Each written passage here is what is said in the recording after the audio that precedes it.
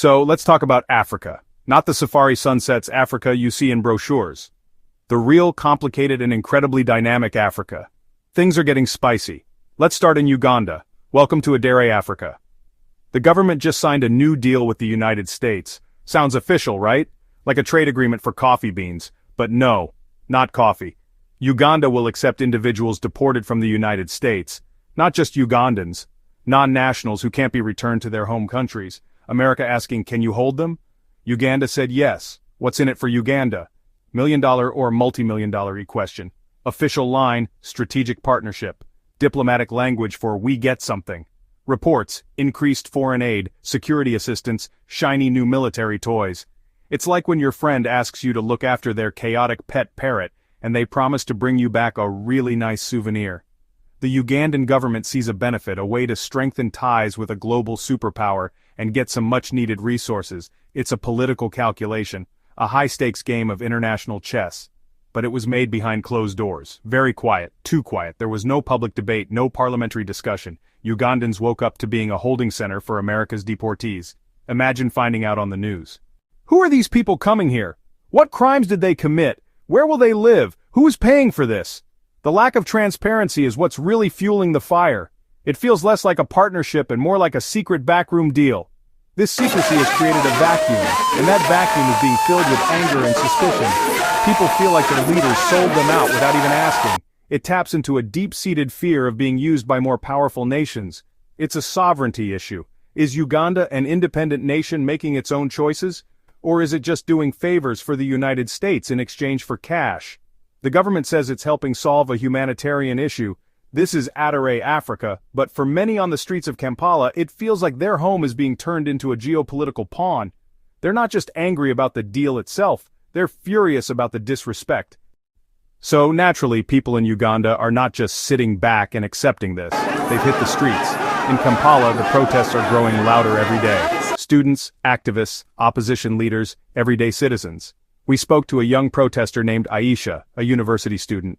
Our government worries more about pleasing Washington than feeding its own people. We have youth unemployment, our hospitals lack medicine, but we have money to house America's unwanted. It is an insult to our dignity. Her voice is one of many, echoing betrayal and frustration. These protesters raise valid points about security. Who are these deportees? What's their background? The government hasn't given clear answers. People are nervous, concerned about strain on limited resources. Uganda already hosts one of Africa's largest refugee populations. Crowded classrooms, overwhelmed clinics, long job queues, now told to share scarce resources with a new group, unknown numbers. It feels like being asked to welcome a house guest when your own family struggles to eat. We are becoming complicit in a system that treats human beings like cargo. We should be demanding better for them, and for ourselves. This deal makes us part of the problem, not the solution. The protests aren't random, organized and articulate. The demonstrators have clear demands. They want the deal canceled, immediately. This is Adare, Africa. They demand transparency and accountability. They call for a public debate on foreign policy and humanitarian commitments. People remind leaders they serve the public, not foreign powers. Now, let's fly northwest across the continent to Tunisia.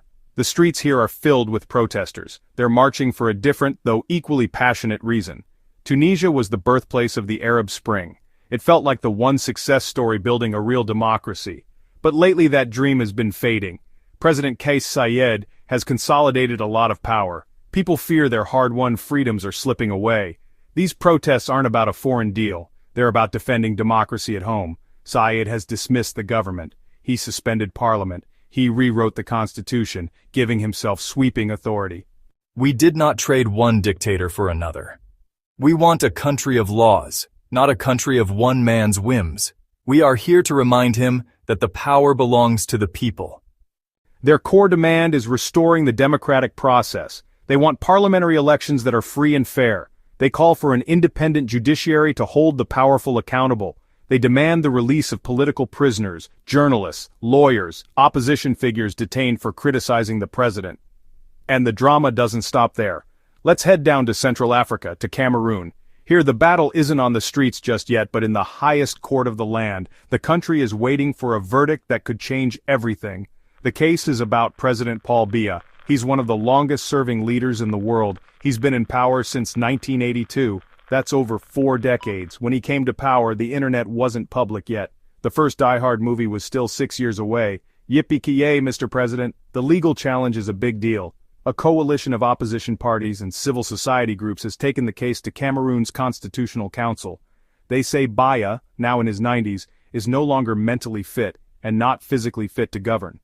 They point to long absences from the public eye and infrequent speeches as proof. They claim an unelected circle of aides and family members are running the country in his name. The challengers call this unconstitutional. The court must decide whether to force a medical evaluation or even remove him from office. This is a huge moment for Cameroon. Challenges were historically crushed, often violently. The fact the court is hearing this suggests change may be coming. Yaoundé feels tense. People huddle around radios and TVs waiting. For a younger generation who've only known Biya, this could be a new era. So you have Uganda, Tunisia, and Cameroon. 3 different countries, 3 different problems. A controversial deportee deal, a fight for democracy, a legal challenge to a long-reigning president. On the surface, they seem like separate stories, but if you step back, you can see they are all part of the same powerful wave sweeping across Africa. This isn't just a collection of isolated incidents. This is a continent-wide conversation about power, accountability, and the future. It's a story about people finding their voice and demanding to be heard by their leaders. The common thread connecting these events is the breakdown of trust between the people and their governments. In Uganda, the government's secret deal with the United States showed a profound lack of respect for public opinion. This wave of unrest is being supercharged by a young, connected, and increasingly assertive population. More than 60% of Africa's population is under the age of 25. This is a generation that grew up with the internet. They are connected to the world and to each other in ways their parents never were. They see what democracy and accountability look like in other parts of the world, and they are demanding it for themselves. They are using social media to organize protests, share information, and bypass state-controlled media. They are fearless, articulate, and they are not willing to accept the status quo. What we are witnessing is a fundamental struggle for the soul of modern Africa. It is a push against the old ways of doing things. The big man politics, the backroom deals, and the idea that power is a lifelong right. The people of Uganda, Tunisia, and Cameroon are on the front lines of this struggle. Their voices, whether chanting in the streets or arguing in a courtroom, are sending a clear message across the continent. The era of unaccountable leadership is coming to an end. The people are awake, they are organized, and they are demanding a future where their governments truly serve them. This is not just turmoil, it's the painful, messy, and beautiful birth of a new chapter.